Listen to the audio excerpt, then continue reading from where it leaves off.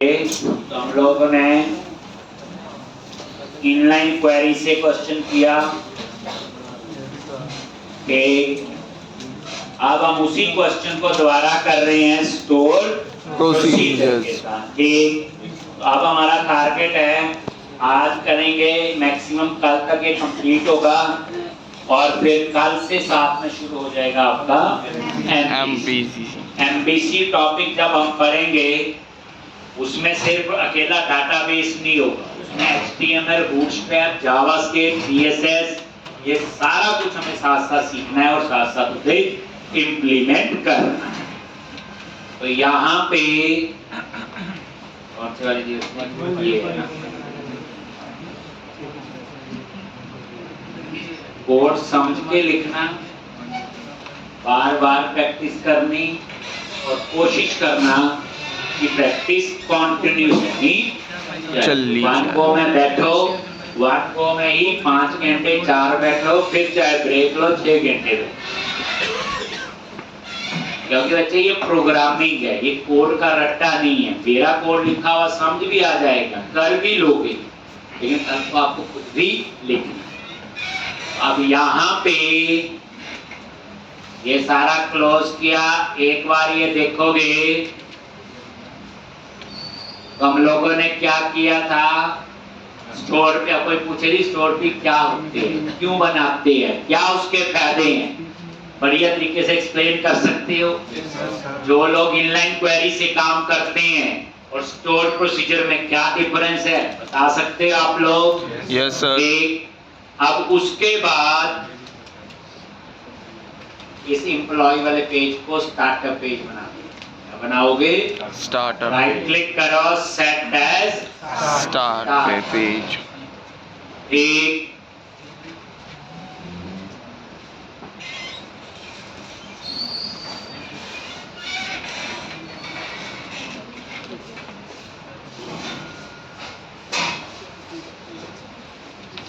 तो मेरे ख्याल से हमने सेव का कोड लिख दिया था। एक बार ये फ्लो पे नजर मारो, वेब कॉन्फ़िग फाइल में कनेक्शन सिंक लिखा था, करेक्ट। अब कोई पूछे जी क्या होता है कनेक्शन सिंक, बता दोगे? एप्लीकेशन सर्वर और डाटाबेस सर्वर की पूरी कहानी। फिर दूसरा, ये वेब कॉन्फ़िग में क्यों लिखते हैं, तो क्या बोलोगे? बताया हुआ, web config file XML based है, ये नॉन कंपाइल्ड फाइल होती है, हम इसमें कनेक्शन सिंक लिखते हैं एक जगह और फिर पूरे प्रोजेक्ट में यूज करते हैं। एक जगह चेंज करेंगे पूरे प्रोजेक्ट में चेंज होगा, जब यहाँ चेंज करेंगे तो प्रोजेक्ट ही कंपाइल नहीं होगा। कहने का कहानी की तरह कंसेप्ट क्लियर होना जरूरी है। सिंटैक्स वो बात वो आ जाएंगे धीरे धीरे, ठीक। अब यहाँ पे ये कनेक्शन से फिर हमने एम्प्लॉय नाम से पेज बनाया और ये डाटा एंट्री स्क्रीन, तो पता ही है जैसा टेबल था उस हिसाब से हमने एम्प नंबर, नेम, एड्रेस और सैलरी।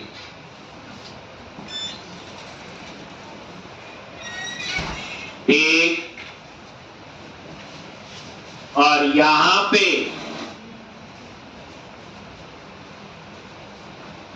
डबल क्लिक किया, कोड में गए और यहां पे सबसे पहले हमने पेज लोड में कनेक्शन ओपन किया। क्या किया? पेज लोड में कनेक्शन ओपन किया, ठीक। ये डाटाबेस के साथ ये कनेक्शन ओपन कर दिया।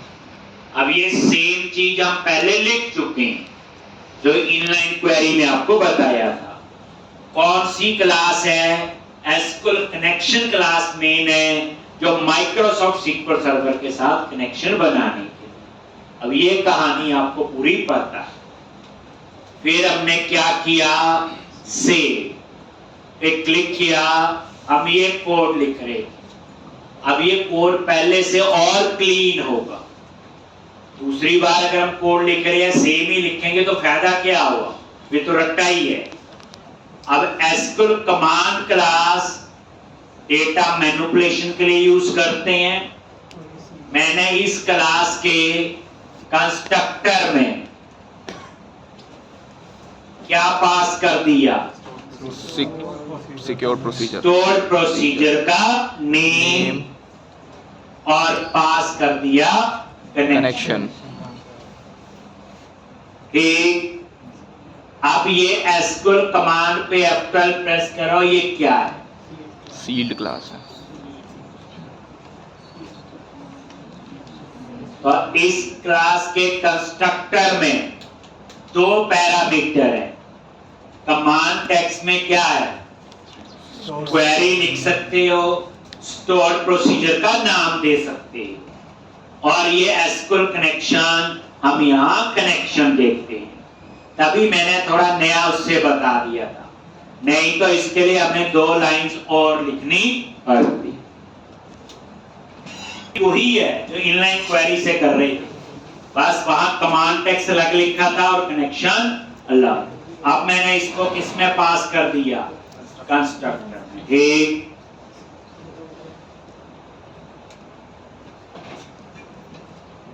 और ये बता दिया कमांड टाइप, और ये command type dot store procedure. ठीक, और इसमें ये 4 पैरामीटर पता आपको।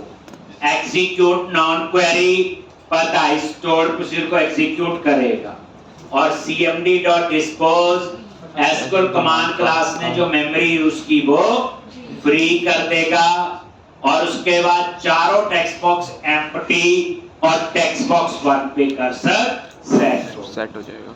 अब ये सेम काम हमने पहले भी किया हुआ, और तो अब आप इसको रन करो।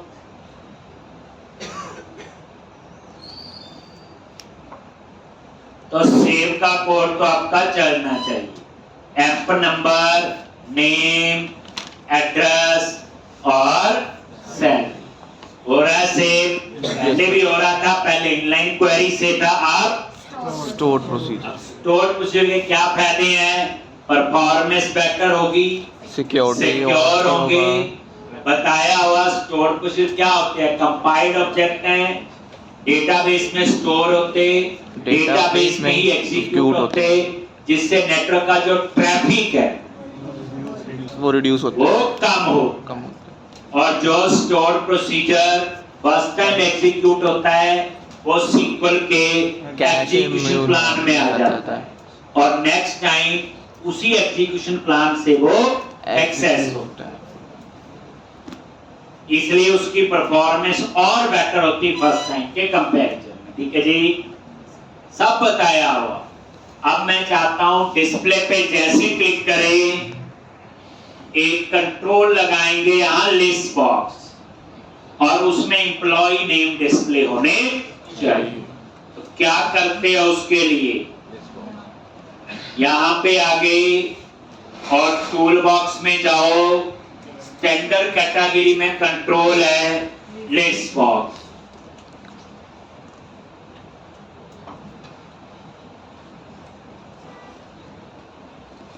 ये लिस्ट बॉक्स कंट्रोल है। कौन सा कंट्रोल है ये? List box.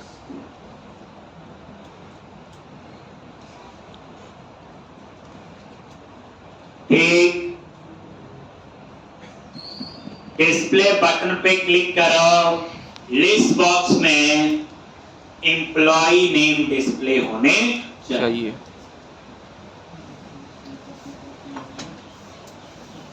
तो जैसे डिस्प्ले बटन पे क्लिक किया, आगे यहाँ पे, अब यहाँ क्या कोड लिखना है जल्दी बोलो। आप में से किसी ने इसको कंप्लीट किया? करना हो गया था?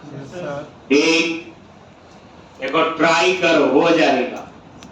एसक्यूएल कमांड, क्योंकि 99% कोड तो पुराना ही। देखो cmd is equal to new SQL command, और यहाँ स्टोर प्रोसीजर का नाम बेस एम्प, और ये कौन में कनेक्शन आ गया, और उसके बाद क्या बताया था? Command type is equal to, और यहाँ command type dot secure store procedures. इसमें कोई पैरामीटर नहीं है, याद है? इसमें क्वेरी यही थी, select star from TB M. अब इसको जब ये एग्जीक्यूट होगा तो इसका डेटा कहां पे? SQL data reader. क्या लिखोगे? CMD dot execute reader. Execute reader क्या करेगा? ये जो स्टोर्ड प्रोसीजर है इसको वो एग्जीक्यूट करेगा और उसका जो रिजल्ट आएगा उस रिजल्ट का जो रेफरेंस है वो कहां स्टोर होगा? डाटा रीडर में। ठीक, उसका जो रेफरेंस है वो कहां स्टोर होगा? Data reader.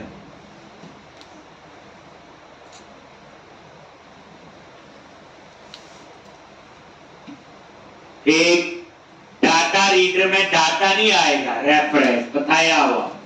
न्यू नहीं लगाते हो तो मेमोरी कहाँ होती है? स्टैक में। और स्टैक में हमेशा क्या होता है आपका? रेफरेंस। अब डाटा रीडर में आपका डेटा आ गया और डेटा कहाँ डिस्प्ले करना है? लिस्ट बॉक्स में। लिस्ट बॉक्स में दो मेन प्रॉपर्टी थी, डाटा टेक्स्ट फील्ड, उसमें उस कॉलम का नेम जिसका डेटा आप डिस्प्ले करना चाहते हो। इसी तरह से list box, data value field,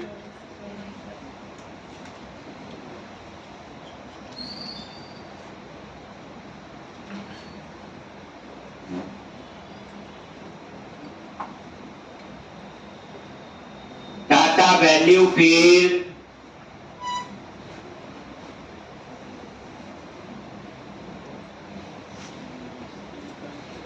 data text field कहां से आएगा?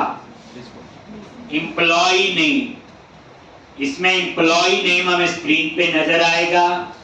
डाटा वैल्यू फील्ड का डाटा हमें नजर नहीं आता बट उसको हम इंटरनली यूज कर सकते हैं। अब ये डेटा कहां से आएगा? List box, data byte, data source. कहां से आएगा? डेटा रीडर से, पर डेटा आता नहीं है, उसको बाइंड करना पड़ता है। एक list box 1 dot data bind. Data source कहां से डेटा आएगा? आ गया जी। डेटा बाइंड किसके लिए होता? डेटा फिल करने के लिए। डेटा सोर्स कहां से डाटा आएगा? डाटा रीडर से, बट आता नहीं है। आता कब है? जब डेटा बाइंड को आप कॉल करते हैं। और उसके बाद क्लोज, डेटा रीडर को क्लोज कर दो CMD और कमांड को डिस्पोज कर दो। ठीक, तो एसक्यूएल कमांड क्लास ने जो रिसोर्स यूज किए वो भी हमने फ्री कर दिए और डाटा रीडर को भी क्लोज कर।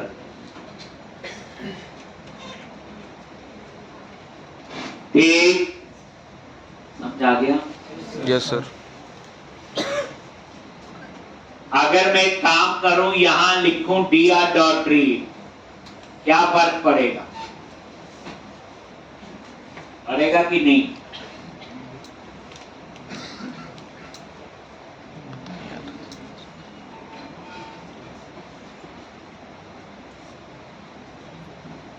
अगर मैं dr.read यहां लिख दूं, क्या फर्क पड़ेगा? बोलो।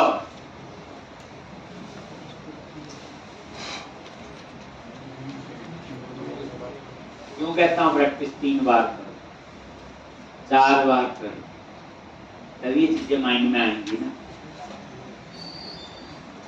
यहाँ पढ़ रहे ना, 1 घंटे 2 घंटे बोला कोई काम नहीं है, फुल डे बिजी अगर ढंग से पढ़ना।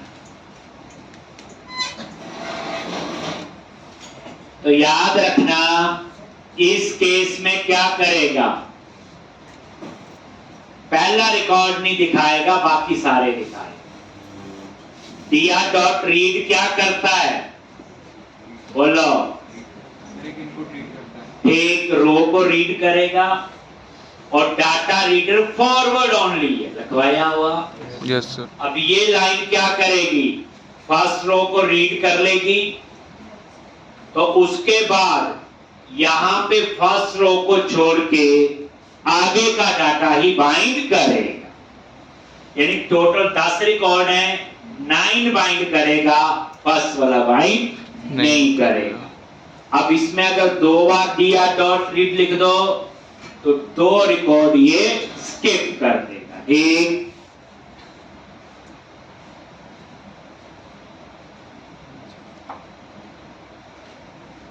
दो रिकॉर्ड ये स्किप कर देगा। एक, तो यहां पे ये फॉरवर्ड ओनली का ये है कंसेप्ट। दिया डॉट रीड, पहली रो रीड करेगा, जब पहली रो रीड कर ली तो रीडर की यही तो खासियत है, वो नेक्स्ट से ही शुरू करता है क्योंकि वो फॉरवर्ड ओनली लटवाया हुआ आपको सारा। अरे आरडी किया करो ना ये थोड़ा बहुत, ये तो मुझे तो याद आ जाता, बीच में पूछ लूंगा आपसे एक पर कितनी चीजें मैं पूछूंगा। एक बार ये थोड़ा सा पढ़ने का लेवल बच्चा चेंज तो कर दो, अच्छा रहे। ये रहा।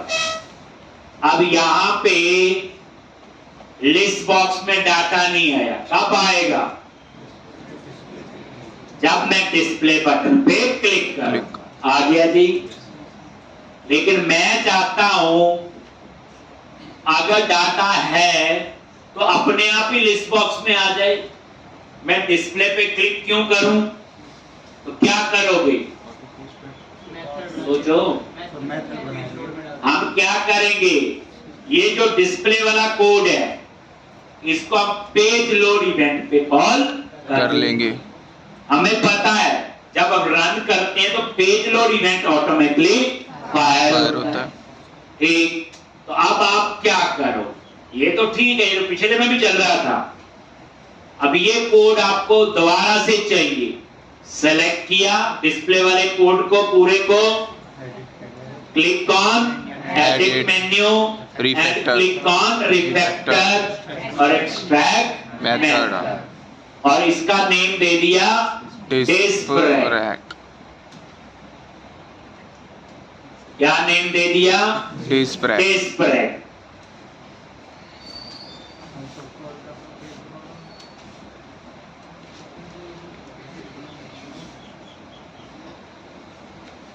तो पेज लोड में आपने डिस्प्रेक को कॉल कर, ठीक।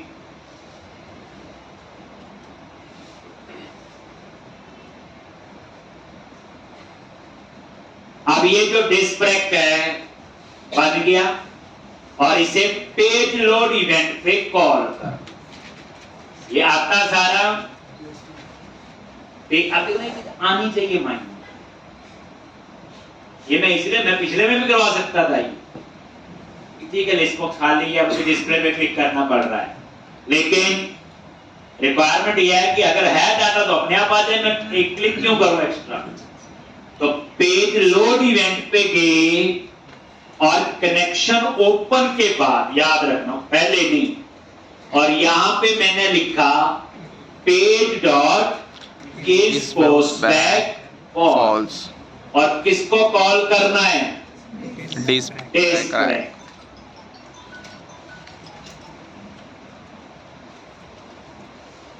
एक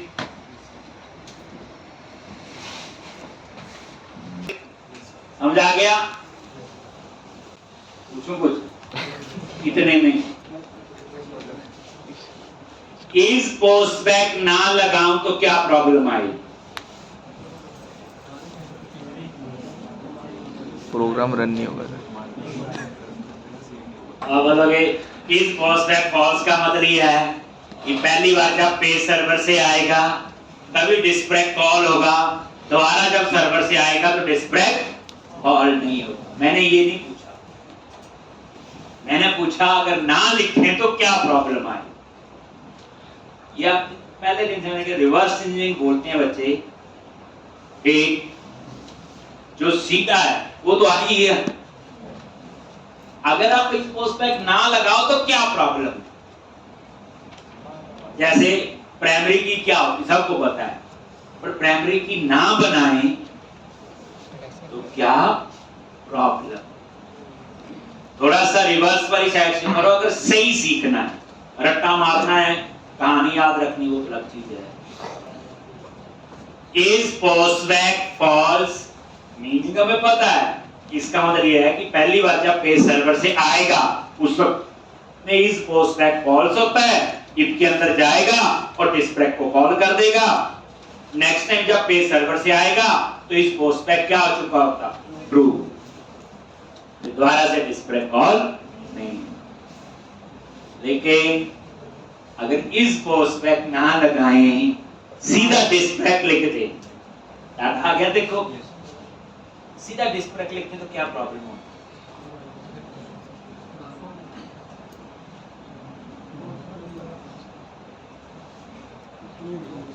जो कोड पढ़ाया जाता है ना, सीधा नहीं याद रखना बच्चे। सीधा तो ठीक ही है, मैं लिख के दे रहा हूँ, आप लिख रहे हो, फिर तो आप टाइपिस्ट ही बन जाओगे। फिर फायदा क्या हुआ पढ़ने? अगर ये मैं ऐसे लिखूं या ना लिखूं, ये कोई बड़ी मुश्किल चीज नहीं होती। हम कोड से डरते ही है, यार ऐसा कर लूंगा तो एरर आ जाएगा, तभी तो मजा आएगा। एरर आएगी फिर हमें समझ आएगा। अभी सीधा कोड लिखो, नहीं समझ आया, जो मैंने कहानी बनाई आपने लिख ली, रिकॉर्ड कर ली, सुन ली, कल फिर आ जाओगे। कोशिश तो करो बच्चे। देखो कोड से डरना नहीं, कोड से खेलना है। कोड हमें मारता नहीं है। एरर आएगी ना, डिबग करेंगे, आप उसको ठीक कर लेंगे, 100 चीजें साइड की और पता चलेंगी। तो मैं ये आपके लिए छोड़ता हूं, मैं भूल ना जाऊं, मुझे कल बताना आप लोगों ने, मैं भूल जाता ना कई बार कि इस पोस्टबैक मैंने नहीं लगाया। मतलब कहने का ये है, मुझे आंसर देना क्या चाहिए, ऐसे नहीं चाहिए, सिंपल है, ये लिखा। ठीक, आपने मुझे आंसर देना है कि इस पोस्टबैक नहीं लिखने से मेरे कोड में यहां प्रॉब्लम आएगी, ये पता चल गया होगा, प्रॉब्लम आएगी। फिर दूसरा है, वो प्रॉब्लम आई क्यों? दो केस हो। तीसरा आपको अपने आप समझ आ जाएगा कि इस पोस्टबैक लगाने से वो प्रोग्राम हट कैसे गए। मतलब कहने का ये ना, इस पोस्टबैक ना लगाएं, कौन सा कोड नहीं चलेगा और क्यों नहीं चलेगा, बस इतना ही चाहिए। ये मैं कल आपसे पूछूंगा कि अभी मैंने तो ठीक कोड लिखा, कल याद रखना, बताना है मेरे को पूरा डीबग करके, ब्रेक पॉइंट लगा के। लॉजिक डिस्प्ले हो गया, देखो अब मुझे इस पे क्लिक नहीं करना पड़ा, पेज लोड में कॉल कर दिया। इतना ही पता कि एक बार ही कॉल होगा, परफॉर्मेंस बेटर रहेगी, बार बार कॉल नहीं हो। अब हम लोग क्या करेंगे, जिस नेम पे क्लिक करें उसकी डिटेल कहां आ जाए? टेक्स्ट बॉक्स में, जिसे हम बोलते हैं नॉर्मल फाइंड का कोड। तो स्पेसिफिक एम्प्लॉय का डेटा फाइंड करना है, तो क्या करोगे? है ना पूरी revision? Yes sir. List box पे डबल क्लिक किया, आगे सेलेक्ट इंडेक्स चेंज, तो एसक्यूएल कमांड, आगे क्या लिखना? cmd न्यू सीक्वल कमांड, और स्टोर प्रोसीजर का नाम क्या है? फाइंड एम्प डॉट स्कोन डॉट कनेक्शन। ये दूसरे में देखो हमने बनाए थे लास्ट लेक्चर में स्टोर प्रोसीजर, ये वही है, तो जादू नहीं, अपने आप बने हैं। ये फाइंड एम्प आपका क्या है? Store procedure. cmd dot command type, command type क्या आपकी, बोलो? Store procedure. कमांड टाइप है कि नंबरेशन है? क्या ये इनंबरेशन? कैसे पता? F12 प्रेस करो, देखो मेरे पे तो विश्वास ही नहीं करना, सामने देखो क्या चीज है, क्या उसका मीनिंग है। अब देखो इनंबरेशन यूज हो रही है, एक तो जगह और यूज हुई, इसको तो अच्छी चीज है। जब हम प्रोजेक्ट बनाएंगे तो हम भी इसको अच्छे ढंग से यूज करेंगे।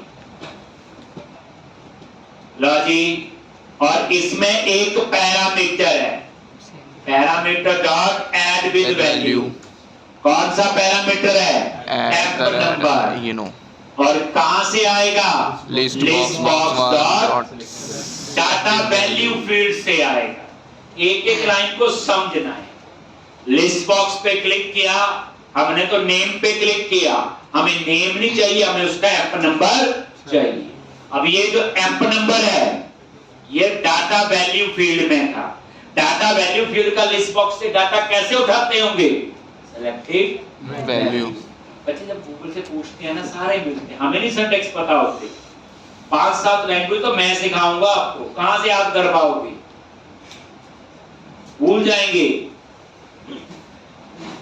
अगर गूगल से पूछोगे सही ढंग से तो आंसर मिल जाएगा। जैसे आप पूछोगे ASP.NET के अंदर लिस्ट बॉक्स का डाटा वैल्यू फील्ड का डाटा चाहिए, मुझे सिंटैक्स नहीं याद आ रहा है या मुझे नहीं आता, नई चीज है, मैं लिखूंगा गूगल में गूगल बता देगा सिलेक्टेड वैल्यू होता है उसके लिए। लेकिन ये तो पता होना चाहिए पूछना क्या, इसलिए कंसेप्ट पता होना। गूगल सब बताता है बच्चे, आज गूगल नहीं होता कहीं भी जॉब चली गई, तो इसलिए गूगल से पूछने के लिए भी कंसेप्ट क्लियर होना जरूर। अब ये सिलेक्टेड वैल्यू और ये डाटा वैल्यू फील्ड देख, अब हम नेम पे क्लिक करेंगे, डाटा वैल्यू फील्ड से क्या आएगा? उसका emp number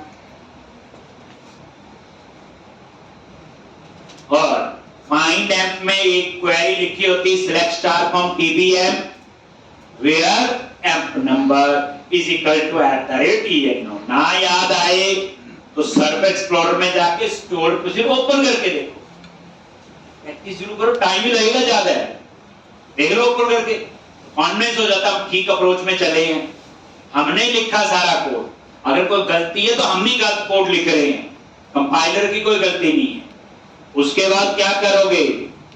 SQL data reader CMD dot execute reader.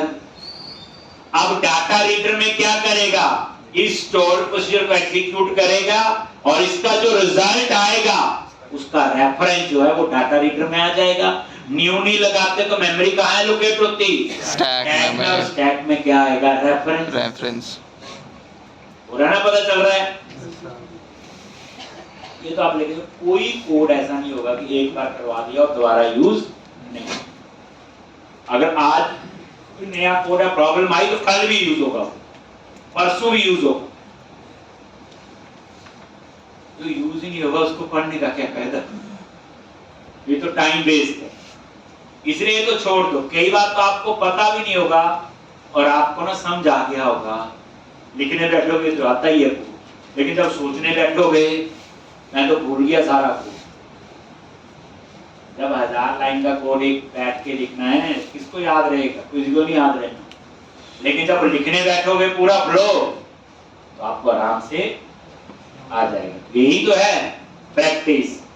अब हम लोग, हमें पता है डाटा रीडर में एक ही रो है, तो हैज रो से चेक कर लिया tr.read, tr.read हैज रो से चेक किया डाटा रीडर में रो है कि नहीं, और tr.read से उस रो को रीड कर। एक ही रो है इसलिए तरीका यूज किया। एक से ज्यादा हो तो लूप भी लगा सकते हैं, while tr.read। एक ही रो है, अब इस रो का डाटा कहां डिस्प्ले करना है? Text box is equals to dr। क्या लिखोगे? To string. हम यहाँ कॉलम का नेम भी दे सकते हैं बच्चे, ऐसे जैसे प्रीवियस में लिखा था ऐसे। एम्प नंबर, हम यहाँ कॉलम का इंडेक्स भी दे सकते हैं। क्या दे सकते हैं? इंडेक्स। जैसे कई बार टेबल छोटा है, ठीक, तो हमें इंडेक्स पता है, 0 में एम्प नंबर, 1 में नेम, 2 में एड्रेस, 3 में सेल।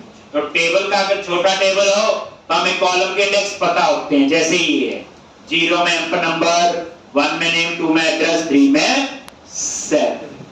ये देखो 1, तो हम कॉलम का नेम भी दे सकते हैं, याद रख लो, हम कॉलम का इंडेक्स भी। फर्क सिर्फ इतना है, जब टेबल बहुत बड़ा 100 कॉलम है तो हमें इंडेक्स याद करने मुश्किल होगी। तो आपको डबल कोट्स में कॉलम का नाम लिखो, जब टेबल में 2-4 कॉलम में याद हो तो कॉलम का इंडेक्स, दोनों में से कोई भी अप्रोच फॉलो कर सकते हो। And you must close the data reader. क्यों क्लोज करते हैं बताओ? क्योंकि SQ डेटा रीडर जो है ये एक सिंगलटन क्लास है, इसका रेफरेंस एक बार बनेगा, बार बार नहीं बनता। अगर इसे क्लोज नहीं करते तो सेम स्कोप में दोबारा से यूज नहीं कर सकते, चाहे उसका नाम BR1 रखें। Then CMD dot dispose SQL command ने जो रिसोर्स यूज किए, ये हम उसी स्वीट से पढ़ रहे हैं, पहले कर चुके हैं। आपको पता है एक लेक्चर इतने में किया हुआ, पहली बार जो एप्लीकेशन बनाई थी। तो आपको मैंने बताने की कोशिश ये की बच्चे डाटाबेस भी स्ट्रॉन्ग होना चाहिए। अगर पता ही ना हो डाटाबेस, क्वेरी, स्टोर प्रोसीजर, तो इन लैंग्वेज को सीखने का कोई फायदा नहीं। अब इन 2 एप्लीकेशन में, इसमें और इससे पहले में प्रॉपर डाटाबेस भी यूज किया और एक लैंग्वेज भी, और ये आनी ही चाहिए। अब उसके बाद मुझे कोई ना कोई लैंग्वेज तो पढ़ी होगी अभी तक, जावा थी, उसमें बनाए हुए प्रोग्राम होते हैं। ये डाटाबेस तो होता ही है बच्चे, बिना डाटाबेस तो जादू पढ़ के आए होंगे। लो सेलेक्ट करो, डाटा नहीं आएगा। क्यों नहीं आया? आपको लिखवाया हुआ कि बटन को छोड़ के किसी भी कंट्रोल का इवेंट तभी फायर होगा अगर उसकी ऑटो पोस्ट बैक ये टास्क लिस्ट टिक कर दो। यह तरीका सीखो। ये जो होता है, जो भी कंट्रोल है उसके राइट कॉर्नर पे टॉप पे जो होती है वो टास्क लिस्ट बोलती हैं, जो फ्रीक्वेंटली यूज होने वाली की चीजें होती हैं। इसमें क्या था? Enable auto post back. बात वही है जब प्रॉपर्टी में जाके करो तो set the auto post back property to true to fire the events except the button. ठीक, अब फाइंड का कोड चल गया तो फिर अपडेट का लिखेंगे, फिर डिलीट का लिखेंगे, डिलीट का लिख लेंगे, फिर क्या करेंगे? नहीं, लॉगिन का असली कोड तो रह गया। जिस स्टोर पोजीशन में 5-7 लाइनें लिखी थी, सबसे ज्यादा हैकिंग तो उस पे होती है। और किसी भी एप्लीकेशन में रजिस्टर के बाद लॉगिन, रजिस्टर क्या सेव, ये तो आ ही गया कोड आपको, लो जी, फिर लॉगिन होगा, फिर user name password login select किया, एरर आ, मेरा स्टोर पोजीशन का नाम गलत है, बनाया नहीं था हमने, बनाया था, ऊपर जाके क्या था, यही नाम रखा हुआ, स्पेलिंग गलती है, नहीं बोलता ये गलती। कहाँ जाओगे? सर्वर एक्सप्लोरर, सर्वर एक्सप्लोरर पे गए, ये देखो ना एरर आई, अब पता चला, अब क्या करना, क्या देखना, अब पता चला, नहीं तो सीधा कोड रखा ही हो जाता। किस नाम से था? यही डाटाबेस है,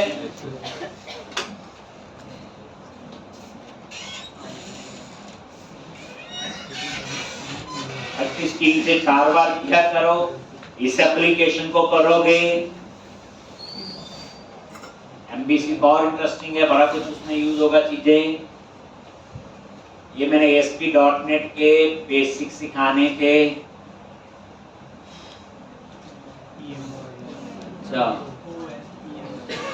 EMO या इसको चेंज करूं या वो देख लेना, ठीक, स्पेलिंग गलत थे, या तो उसको एडिट करके चेंज कर दो या यहाँ पे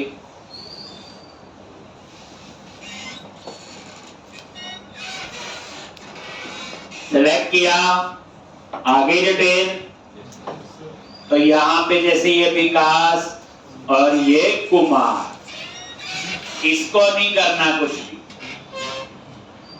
ठीक है। एम्प नंबर को अभी नहीं छेड़ना, बाद में हम दिखाएंगे। अब मैं चाहता हूं अपडेट के क्लिक में ये अपडेट होना चाहिए। क्या कोड होगा? फिर रिवीजन, अपडेट बटन पे क्लिक करो, क्या लिखेंगे? SQL कमांड, SQL कमांड, जल्दी बोलो। Equal to new SQL command construct और UPD एम्प स्टोर प्रोसीजर का नेम और कौन, देख लो। CMD dot command type dot store procedure. Help देखो कितनी चीज, आज इतना कोड ये लिखा ना, इसमें CMD मैंने लिखा और UPD है, बाकी सब हेल्प में है। आप सोच रहे होंगे मैं बड़ा फास्ट लिखता हूँ, टाइपिंग मुझे भी नहीं आती। तो ये कोडिंग जो करते हो विजुअल स्टूडियो जो होते हैं, ये जो कोड एडिटर है, इनके ये बेनिफिट है।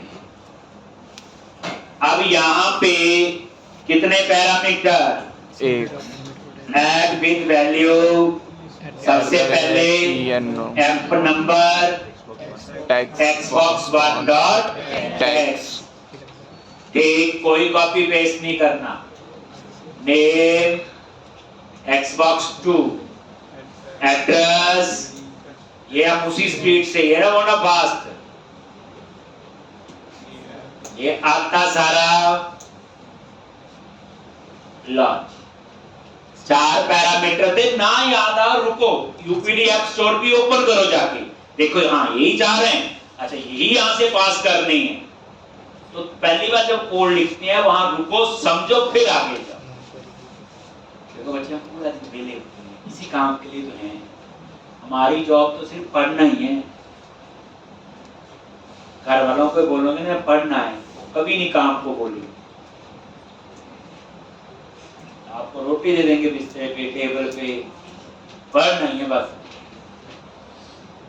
तो CMD dot execute non query, CMD dot dispose, और उसके बाद बोलो डिस्प्रेक, इस बॉक्स रिफ्रेश हो जाना चाहिए। ठीक, उसके बाद टेक्स्ट बॉक्स खाली होनी चाहिए, एम्प्टी। क्या करोगे? मेथड बना लेंगे सर। ये कोड ऑलरेडी कहीं लिखा हुआ सेव में, तो उसका क्या बना लो? एक मेथड, और उस मेथड को आप यहाँ पे कॉल कर दीजिए। फोन नंबर की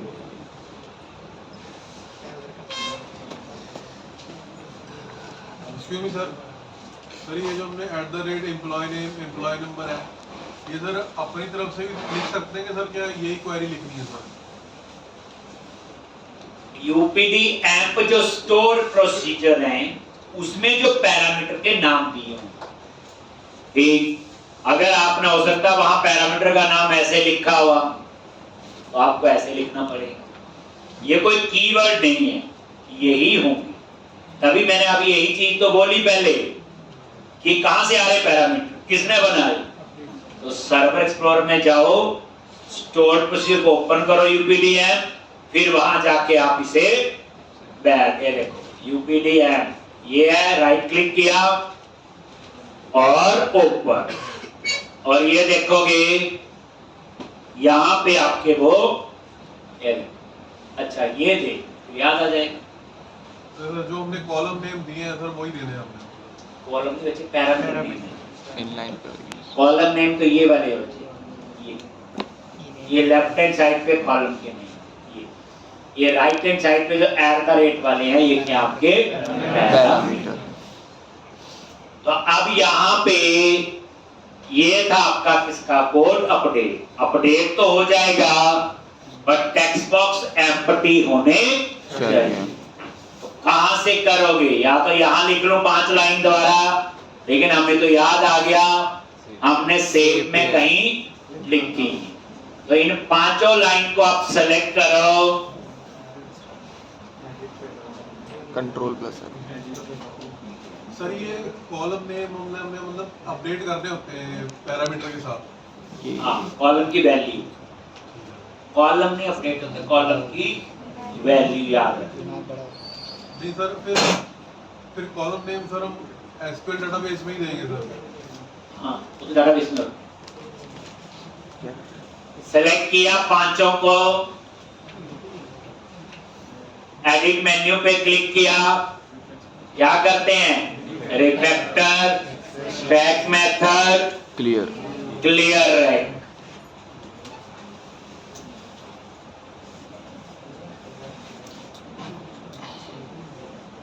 इतनी पढ़ाई ना, मुझे नहीं पता आप लोगों ने क्या डिग्री डिप्लोमा किया हुआ, जितने साल की आपकी पढ़ाई है ना, मैंने 5.5 पौने 6 महीने में आपको उससे ज्यादा पढ़ा।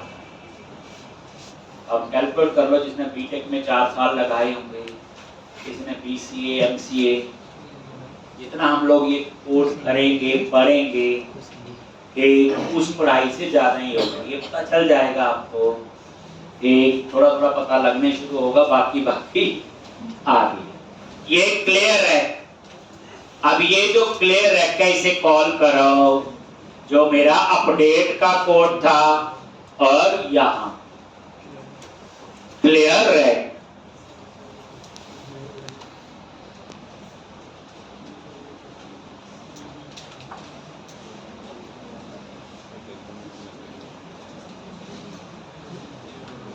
क्लियर है, हो गया अपडेट का। अब उसके बाद कौन सा कोड लिखना है, डिलीट का। Application complete. और इसी एप्लीकेशन के लिए पहली बार बनाई कितने, 3-4 दिन उसी पे लगाई थी। अब देख लो कितनी जल्दी आपने सीख लिया। लो, आपको लगता है कि ये कोड देखना है, चल कैसे रहा है। लो, आप यहां लगाओ ब्रेक पॉइंट। ये कंट्रोल F8 से आप C++ में लगाते थे, कंट्रोल F8 से। ये बच्चे ब्रेक पॉइंट लगा दिया। ये देखो यहां पे, ये देखो सामने क्लिक करो, लग गया। ब्रेक पॉइंट का मीनिंग होता है यहां प्रोग्राम रुक जाएगा, फिर मैं इसको एक एक लाइन को डिबग करूंगा कि चल कैसे रहा आपको। ये डिबगिंग का दूसरा तरीका, ब्रेक पॉइंट। C और C++ में हम लोग लगाते थे। कई बार क्या होता, कोड ठीक चल रहा, हमें नहीं समझ आ रहा है, कई बार हम गूगल से डाउनलोड करके कोड लगा भी देते, चेक भी देते, चल भी बिल्कुल ठीक, हमें नहीं समझ आया, हम क्या करते हैं, फिर ब्रेक पॉइंट लगा। ये देखो टॉगल होता है बच्चे, एक बार लगाओगे लग जाएगा, दोबारा। अगर किसी को ये ना याद रहे तो उनके लिए क्या बनाया हुआ, राइट क्लिक, देखना कहीं ब्रेक पॉइंट और इंसर्ट ब्रेक पॉइंट। उन्हीं के लिए राइट क्लिक बना हुआ। जिनको ना पता रहे कहाँ क्लिक करना, वो यही क्लिक करते नहीं, यहाँ ये देखो मैं दिखाता हूँ। ब्रेक पॉइंट लगाया करो कोई कोड। जैसे मैंने आज आपको एक छोटा सा काम दिया कि वो पेज लोड वाला इस पोस्ट पे हटाना, ब्रेक पॉइंट लगाना, फिर आपको एरर समझ आएगी। लो जी, अब आपने ये और विकास को मारकर अपडेट पे क्लिक किया, देखो आगे, और यहां रुक गया जाके, ये देखो येलो सी एरो की आ गई। F10 होता है, याद रखना, स्टेप फॉरवर्ड, F10। F10 पे क्लिक किया, ये लो F10, ये देखो यहां जाएगा, यहां जाएगा। आप यहां पे देख सकते हो वैल्यू क्या आ रही है, ये देखो विकास कुमार आ गया। हर एक चीज आप माउस लेके जाओ, पता होगा। ठीक, F10 होता है स्टेप फॉरवर्ड। अच्छा यहां गया, execute non query, enter press किया, इसका डाटा अपडेट हो गया। फिर एसक्यूएल कमांड क्लास ने जो रिसोर्स यूज किए वो फ्री, फिर उसने कॉल किया डिस्प्रेक, फिर इसके बाद क्लियर है। अब ये डिस्प्रेक पे गया होगा बच्चे, क्योंकि मैंने वहां ब्रेक पॉइंट नहीं लगाया, तो यहां से वहां भी जाएगा। ये देखो क्लियर है, और ये अपडेट, देख लो विकास कुमार।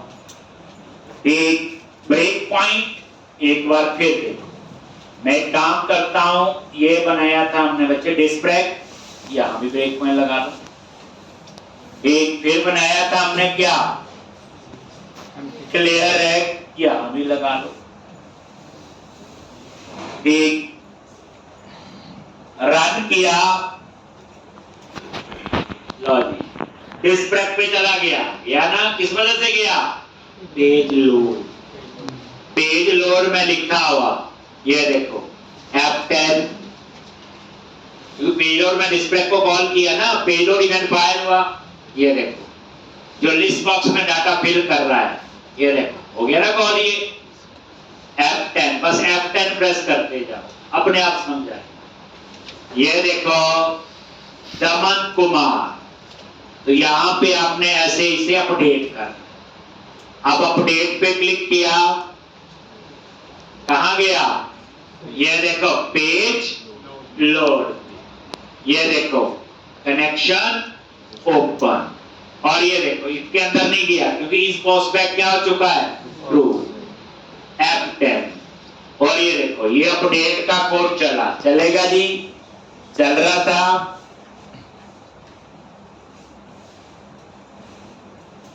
F10, अब देखो एग्जीक्यूट, अब देखो, अब F10 प्रेस करूंगा तो कहां जाएगा, डिस्प्ले, ब्रेक पॉइंट लगाया हुआ, देखो आ गया, डिस्प्ले वाला कोड चल गया।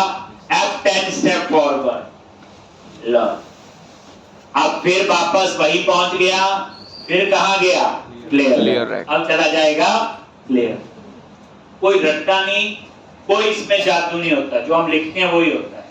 ये लो हो गया। अब आपका कोड है नेक्स्ट डिलीट, तो अब ये ब्रेक पॉइंट की जरूरत नहीं, हटा।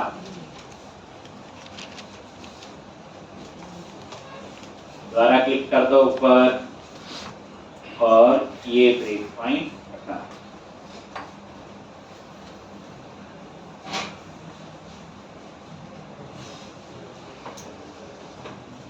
तो अब आपने कौन सा कोड लिखना है, डिलीट का। ये कैसे काम करेगा,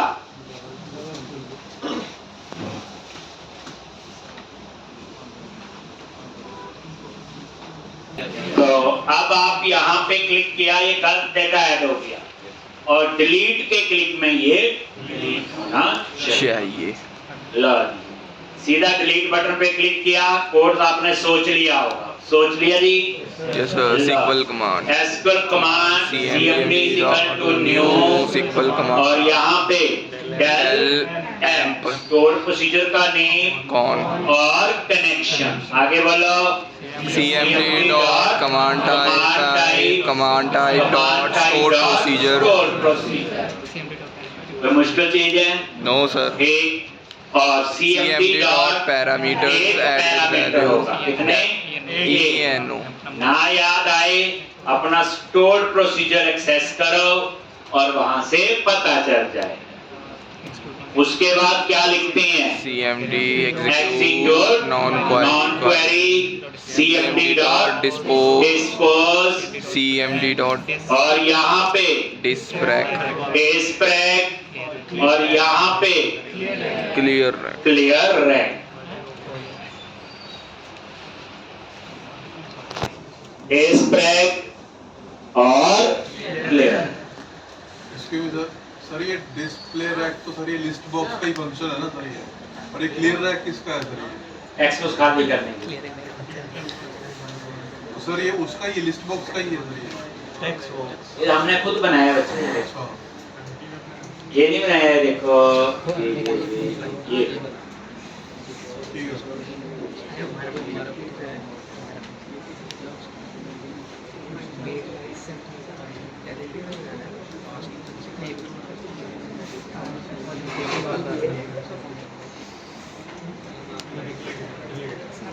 तो ये वाला एप्लीकेशन का पार्ट कंप्लीट हो गया। एक तो क्वेश्चन फिर वही बोलना मैंने कि कम से कम पूरी एप्लीकेशन को 3 बार तो देखो, अभी तो आप में गड़बड़ियां बहुत हैं।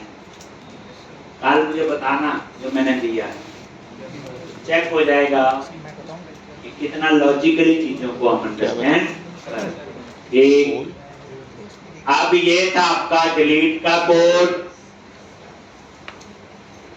अब हम उसके बाद एक लॉगिन स्क्रीन ऐड करेंगे, इसमें यूजर नेम, पासवर्ड, लॉगिन का बटन, यूजर पासवर्ड लिखेंगे, ठीक है कि गलत है, मैसेज आएगा wrong user name, wrong password. अगर ठीक है तो लॉगिन होने के बाद हम सब पेज ओपन। यही होती चीजें, और क्या।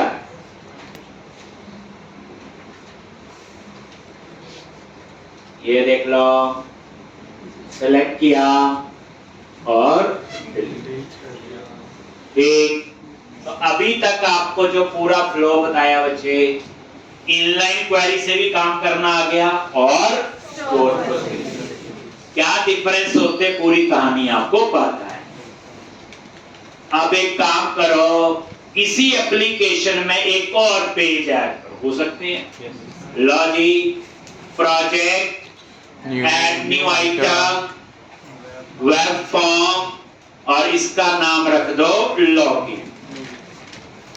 लॉगिन, और ये लॉगिन डॉट ASPX, और इस लॉगिन वाले पेज को बना दो आप स्टार्टअप पेज। लॉगिन पे राइट क्लिक किया, सेट एज स्टार्ट पेज, ताकि रन करें तो लॉगिन पेज ही सबसे पहले रन होना चाहिए। ठीक। अब यहां पे क्या करना है, ये लॉगिन डॉट ASPX, और यहां अपनी स्क्रीन बना लो। क्या स्क्रीन होगी बोलो? यूजर नेम, उसके लिए टेक्स्ट बॉक्स आते हैं आपको, टेक्स्ट बॉक्स, पासवर्ड, उसके लिए टेक्स्ट बॉक्स, और प्रॉपर्टीज में जाओ, क्योंकि टेक्स्ट बॉक्स जो पासवर्ड वाला है उसका डेटा स्क्रीन पे नजर नहीं आना, स्टार आता है। तो जो पासवर्ड के लिए टेक्स्ट बॉक्स है उसकी प्रॉपर्टी है टेक्स्ट मोड, और उसको सेट कर दो आप पासवर्ड। अच्छा, समझ आ गया होगा? Yes sir. जो पासवर्ड टाइप करे वो स्क्रीन पे डिस्प्ले नहीं होना चाहिए। तो टेक्स्ट मोड प्रॉपर्टी याद रख लो, टेक्स्ट बॉक्स की होती है। ठीक। और यहां मैंने चूज किया पासवर्ड, देखो अलग अलग ऑप्शंस हैं वहां। ठीक। तो ये आपने टेक्स्ट मोड सेट कर दिया, और यहां पे एक बटन लगाओ लॉगिन। कौन सा बटन है? लॉगिन। ठीक। और उसके बाद यहां पे लेबल, क्या लगा दिया? ये इस लेबल में मैसेज आएगा, wrong user name, wrong password, ऐसे मैसेज उसमें आएंगे। ठीक। तो ये लेबल लगाया सिंपल मैसेज देने के लिए, क्योंकि अभी ज्यादा कुछ हमें आता नहीं, जब वो चीजें आती हैं और अच्छे अच्छे मैसेज दिखाएंगे। लॉन्च। अब ये देखोगे तो ये स्क्रीन आपकी बना लोगे इतनी। यहां हम लोग लिखेंगे यूजर नेम और यहां पे पासवर्ड। ठीक। और ये देखो पासवर्ड डिस्प्ले नहीं हो रहा।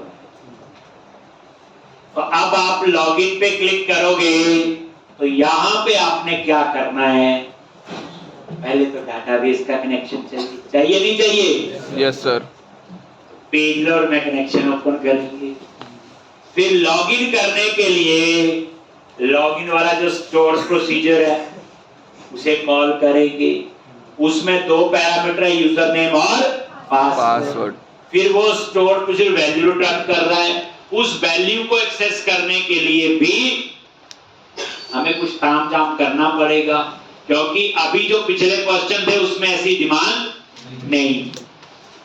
एक तो थोड़ा सा चीज हम नहीं इसमें हम लोग सीखेंगे, पर इसके लिए ना कल आना पड़ेगा आपको। तो कल हम लोग इस एप्लीकेशन को बच्चे कंप्लीट करेंगे, और कल ही हम